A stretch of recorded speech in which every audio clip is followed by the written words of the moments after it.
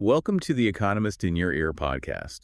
When an unspoken social contract suddenly gets broadcast on the internet, who pays the price for the public outrage? Well, usually it's the people with the least amount of power. Right, Right. exactly.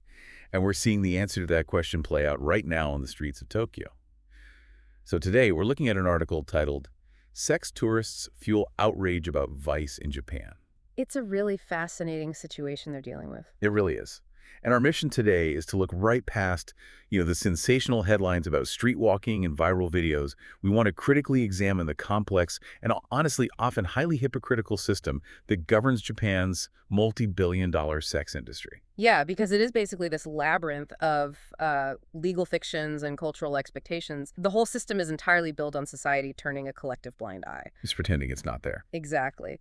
But recent events, which are really compounded by the digital age, are making that willful ignorance almost impossible to maintain. So let's establish the baseline here first, because the sheer scale of this industry is just staggering. Oh, absolutely. I mean, we are not talking about some fringe underground economy operating in a few dark alleys. We're looking at a commercial sector that's estimated to be worth between 2 trillion and 5 trillion yen annually. Right. And just for context, for everyone listening, that's roughly $12 billion to $31 billion every single year. That is a massive amount of money. It is.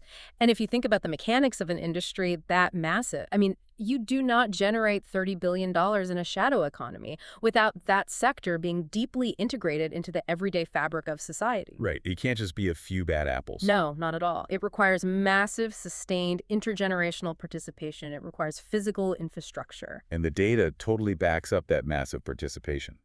There was a 2022 study that found 48% of Japanese men have paid for sex at some point in their lives. Nearly half the male population. Half. Compare that to a country like Britain, where the same metric sits at just 11%. And when you read the anecdotes in the article, they paint this picture of an activity that is completely, normalized. Yeah, cultural attitude is very different. Right, like we hear from this 63-year-old man in Tokyo named Hagiwara. And he describes being taken to a brothel by his senior colleagues immediately after joining his company. Wow. Yeah, he literally calls it a corporate rite of passage. Which tells us, this isn't framed socially as some solitary hidden vice. It actually functions as a mechanism of male bonding. Like networking. Exactly. It serves as corporate networking. When senior management introduces new hires to this world, it institutionalizes the practice within the corporate culture itself. You have older generations formally initiating younger generations. Right, it just passes down. Yeah, and there's another man interviewed in the article, Emu, who is in his 30s. He just casually mentions that almost every man he knows has participated. But then, you have to contrast that very casual, almost mundane male experience with the stark economic reality of the workers themselves. The contrast is jarring. It really is. The article introduces us to Mei, a 34-year-old woman in Tokyo. Mm-hmm. And let's look at how she actually got there. She used to work in a hospital. Right. But when the COVID-19 pandemic hit and just overwhelmed the medical wards, the stress became entirely unmanageable for her. And she's a single mother. She has a family to feed. Exactly. So she turns to the sex trade. It's a textbook example of severe economic desperation forcing an occupational shift. I mean, she goes from the intense, socially lauded pressure of healthcare during a pandemic. Which is incredibly hard work. Oh, totally. And she goes into a specific sector of the sex trade known as delivery health, or dairy hero. Walk us through how that specific sector operates, because it's not like a traditional brothel, right? No, essentially it functions kind of like an escort service. The worker is dispatched to visit clients in hotels or at their private residences. So it's completely decentralized. And for a 2-hour session, May earns about 30,000 yen. Which translates to, what, about $190? Yeah, right on there. So when you put all this together, the $30 billion, the corporate networking, the women entering the industry out of sheer economic necessity just to feed their kids, it really reminds me of a load-bearing wall in a house. That's a good way to put it. Yeah, like it is structurally integrated into the male social life and the broader economy, but everyone in the house has mutually agreed to just pretend the wall isn't there. Society basically demands that it remain completely invisible. Right, and if you pull out that load-bearing wall, the house doesn't just look different, the entire structural integrity is compromised. The whole thing comes down. The whole social architecture would collapse. And that terrifying prospect of structural collapse is exactly what is driving the current political panic in Japan right now. The unspoken social contract has always been about an enforcement of discretion. So we have this massive, invisible, load-bearing wall. But what happens when the plaster suddenly falls off and everyone is forced to actually look at it? Because that is the crisis happening right now. The status quo is shattering. It is. And there are really two very distinct catalysts that forced this visibility recently. Let's get into the first one. So the first was this horrific shock to the legal and moral system. Last year, Japanese authorities rescued a 12-year-old Thai girl who had been trafficked into the country and forced to work in a Tokyo sex shop. We have to just stop for a second on that. Right. Because that is an absolute catastrophic failure of the system. It's horrifying. You cannot brush a trafficked child under the rug. It completely shatters that comforting illusion that this entire $30 billion industry is just, a victimless consensual exchange between adults. Right. It forces a moral reckoning. When an international trafficking ring moves a child across borders and places her right in the center of your capital city's red light district, the state can no longer pretend its hands-off approach is actually working. The illusion of a discrete, contained industry just evaporates. And then the second catalyst is entirely different. But it also shatters that rule of invisibility. Yeah. It centers around Okubo Park, which is located near Tokyo's main red light district. Women are now openly waiting for clients on the street. Right out in the open. Yeah. So why is this specific visual causing such a massive public uproar? It really comes down to the bizarre nuances of Japanese law. So inside certain buildings, under specific, highly regulated conditions, the transaction of sex is tolerated through these bureaucratic loopholes. Which we'll talk about in a bit. Yeah, we will get into those mechanics later. But solicitation, the actual act of actively waiting for or approaching clients in a public outdoor space, that is strictly illegal. So the haggling is supposed to happen behind closed, neon-lit doors, basically. Exactly. But now it is happening on public sidewalks. And then the international economic dynamics shifted, which brought a totally new element to those streets. Right, the currency issue. The Japanese yen has been sitting at historic lows. Yeah. And this macroeconomic shift has drawn a massive influx of foreign tourists who are looking to capitalize on their purchasing power. A holiday in Japan is incredibly cheap right now for Americans, Europeans, and other Asian tourists. Right, your money goes a lot further. It really does. And a subset of these tourists are realizing that this weak yen also gives them immense purchasing power in the local sex industry. Which leads to the viral phenomenon. Yeah. Because, we live in an era where literally everything is documented. Oh, yeah. Everything ends up online. Right. So these foreign tourists are filming themselves approaching Japanese women on the streets of Okubo Park. They are uploading these interactions to social media, and the videos are going globally viral.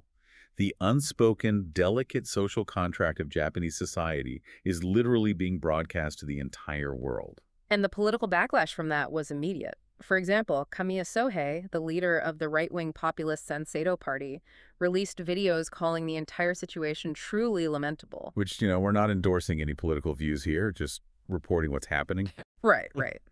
But regardless of where you sit on the political spectrum, you can understand how this specific visual foreign men with stronger currencies, openly soliciting local women on camera, touches a very raw nerve regarding national sovereignty. I really have to push back on the framing of this public outrage, though.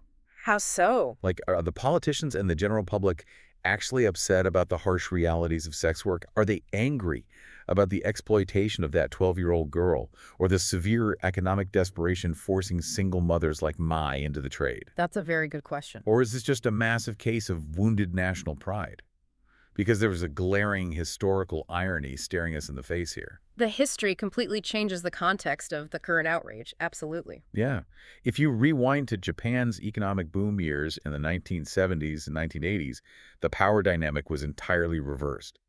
The yen was incredibly strong back then. Very strong. And during that era, Japanese businessmen organized massive specialized tours to places like Southeast Asia, Bangkok, Manila, purely for sex tourism. It was an overt assertion of regional economic dominance. Right. They were the ones traveling with the strong currency. Exactly. But now the tables have turned. The yen is weak. The tourists are coming into Tokyo, and suddenly it's framed as this massive national crisis. Right, so the outrage isn't necessarily about the transactional nature of sex at all. It's about the perceived loss of face on the global stage. It's an ego hit. It is. It's about who holds the economic upper hand. When your citizens are the buyers abroad, it's framed as an economic privilege. But when your citizens are the sellers at home to foreigners, it feels like a degradation of national status. So, we have a government facing massive public embarrassment over these viral videos. Historically, when a state loses face on the global stage, they don't respond with, nuanced social work. No, they definitely don't. They respond with a blunt instrument of law enforcement. So let's look at who they are actually targeting on the streets of Okubo Park. Well, the police are cracking down severely, but almost entirely on the women. Wow. Yeah, they are conducting sweeps, they're detaining people, and arresting the streetwalkers. The article actually includes a quote from Kanajiri Kazuna, who works with a women's rights group called PEPS. And she highlights the glaring disparity of this crackdown. What does she say? She points out that women are taken away in police vans, while the men who are there to buy sex simply stand beside them smirking. Smirking? Yeah. The woman, who we've established is often there out of severe economic need to feed her family, faces the full punitive force of the state, while the guy with the disposable income just watches. I mean, how is that justifiable under any legal framework? It's not. And it became so blatantly hypocritical that it actually triggered a formal political response. Okay, what happened? In November, an opposition lawmaker brought this exact policing disparity up in Parliament.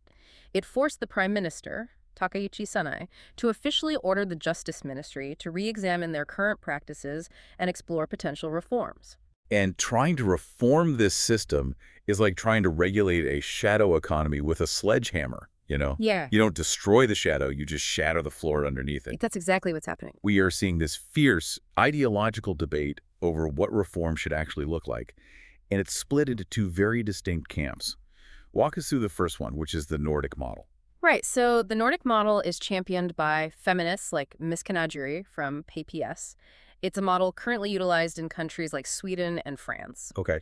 And the foundational premise of this model is that buying sex is inherently a form of violence against women. Therefore, the state's goal must be to eradicate the demand entirely. So how does that translate into actual policing on the streets? Well, in practice, the state criminalizes the buyers. The police run sting operations targeting the men with money, arresting and charging them. Okay, so going after the demand. Exactly. And simultaneously, the state completely decriminalizes the act of selling sex. The sellers are legally shielded from prosecution, and they're treated solely as victims of exploitation who require social support and exit programs rather than criminal records. Okay, so that's one side. But then you have the opposing side of the debate, which is the legalization model. Right. And this is championed by sex work advocates like Nakayama Masato of the group Siente. Her argument is that the Nordic model, despite its protective intentions, ultimately strips women of their agency and makes their lives infinitely more dangerous. Yeah, Ms. Nakayama argues that doing sex work is a valid way to earn a living. Her fear is that if you target the buyers with criminal charges, those buyers get scared. Right. But the demand doesn't vanish, right? The industry just retreats further into the shadows. The women are then forced to operate in much more dangerous, unregulated environments, often controlled by organized crime syndicates like the Yakuza, just to make a living. So instead of eradication, they want regulation. Exactly. They advocate for a fully legalized system similar to what you see in Germany or the Netherlands. Where it's treated like a job. Right, where workers have legal standing, labor unions, mandatory health and safety checks, and actual police protection. It really is a fundamental clash of worldviews. I mean, one side views the transaction as inherent violence, and the other views it as a labor rights issue. It's completely polarized. But if we pull back to the reality of Japan right now, I have to wonder, if the state abruptly shifts to punishing the buyers, does that actually protect vulnerable women like Mai? Or does it just drive a 5 trillion yen economy completely underground, removing whatever thin layer of safety currently exists? Well, history shows us that when an industry is that deeply embedded, pushing it underground usually just removes the guardrails. Which brings us to the most fascinating and frankly bizarre aspect of this entire situation. The loopholes. The loophole culture. Because while politicians and advocates are fiercely debating how to police the public sidewalks of Okubo Park, the vast, overwhelming majority of this $30 billion industry operates entirely indoors. in plain sight. Protected by legal fictions. Exactly. So explain how this actually works. To understand this, you have to look at the bureaucratic mechanics of Japan's 1956 anti-prostitution law. Okay, take us back to the 50s. Yeah. When lawmakers drafted that legislation, they defined prostitution incredibly narrowly. The law strictly defines it as the exchange of money for vaginal intercourse. Wait, really? Just that, nothing else. So they essentially drew a massive legal loophole right into the foundational text. They absolutely did, and the industry immediately adapted to fit exactly outside that narrow definition. Give us an example of how they do that. The most famous example is a soapland establishment. Right. Officially, on paper, a soapland is just a bathhouse. A customer pays an entry fee to be bathed by a woman. That is the only official service being purchased. Okay, but if sexual intercourse happens to take place during this bathing process? The official legal stance is that the intercourse was a spontaneous, private agreement between two consenting adults who just happened to meet in the bathing room. You're kidding. Nope. It is treated as completely separate from the financial transaction at the front desk. I mean, that is an incredibly thin veil. Oh, it's paper thin. The clients know what is happening, the workers know, the lawmakers know, the police know. Why do law enforcement agencies play along with this obvious fiction? Because of the burden of proof. For the police to successfully raid a soapland and shut it down under the 1956 law, they have to prove beyond a reasonable doubt that the money handed to the cashier was explicitly for the act of vaginal intercourse and not for the bath. Ah, I see. From an evidentiary standpoint, it is a bureaucratic nightmare. So they simply don't bother. It is a masterclass in plausible deniability. Takao Yasuo, a scholar at Curtin University, points out that this absurd theater is entirely typical of how Japan regulates vice. He notes that the state's actual priority has never been to eradicate the sex industry. The true priority is simply to keep it decorously out of public view. Decorously out of public view. Yeah. As long as the transaction occurs behind a neon sign that says massage or bath, society can comfortably pretend the load-bearing wall isn't there. Out of sight, out of mind. Exactly. And this fundamental philosophy explains why a massive structural overhaul of the system is highly unlikely, regardless of the Prime Minister's orders to review the laws. Because the Justice Ministry isn't looking to dismantle a $30 billion indoor industry. That would disrupt the corporate culture, the local economies, everything. Right. They are narrowly focused on the street prostitution at Okubo Park. Mr. Cow points out the bureaucratic logic here. Sweeping the streets is the lowest cost, highest visibility form of enforcement available to the state. Because it allows the government to look incredibly tough and proactive for the cameras, without actually touching the structural reality of the shadow economy. It's all about optics. And there's a quote from lawmaker Shiomura Ayaka that really exposes the underlying prejudice driving this specific street-level crackdown. She mentions that many lawmakers, particularly conservative ones, are highly sensitive to the idea of women becoming, quote, sexually promiscuous. That phrasing reveals so much about the state's mindset. Doesn't it? It really does. It means the women openly soliciting sex in public are not being viewed primarily as economic victims who need state assistance. Like, They are being viewed as moral failures. They are symbols of social disorder. They are a visual nuisance that basically needs to be cleaned up to restore the aesthetic purity of the city. I really have to critique the overarching narrative of this supposed political awakening here. Because if you look at the trajectory of this entire public debate, the proposed reforms aren't actually about solving the crises that started this conversation in the first place. No, they're really not. Throwing a woman in a police van because she's standing in Okubo Park does not solve the severe economic desperation of single mothers like Mai. And it certainly does absolutely nothing to dismantle the international criminal networks that traffic that 12-year-old girl into a Tokyo sex shop. Right. Those structural issues remain entirely unaddressed by a street sweep. These crackdowns are purely aesthetic solutions. They're designed to restore the visual order of the streets. The government just wants to force the industry back behind the neon doors of the soaplands so that polite society can go back to comfortably ignoring the reality of the industry. It's a Band-Aid. It is the enforcement of discretion, not the enforcement of morality, and certainly not the enforcement of safety. The ultimate goal is simply a return to the status quo. They want the unspoken social contract to remain unspoken. Which leaves us with a final thought to ponder. We've seen how deeply entrenched this parallel economy is in the culture and the corporate world. We've explored the incredible lengths the legal system goes to, with its absurd definitions and bathhouse loopholes, just to maintain these fictions and keep it all decorously out of public view. But the reality is, we live in a completely different era now. We live in an era of cheap global tourism, ubiquitous smartphones, and instant viral videos. If a society's entire legal and moral framework relies on a fragile, unspoken agreement to maintain invisibility, what happens when the digital age makes invisibility fundamentally impossible? Can a loophole culture actually survive the internet? Well, the architecture of that shadow economy relies on everyone looking the other way. But, you can't really look the other way when the spotlight is in the palm of everyone's hand. Thanks for listening. Follow us for daily insights into world affairs, and don't forget to like, comment, and share.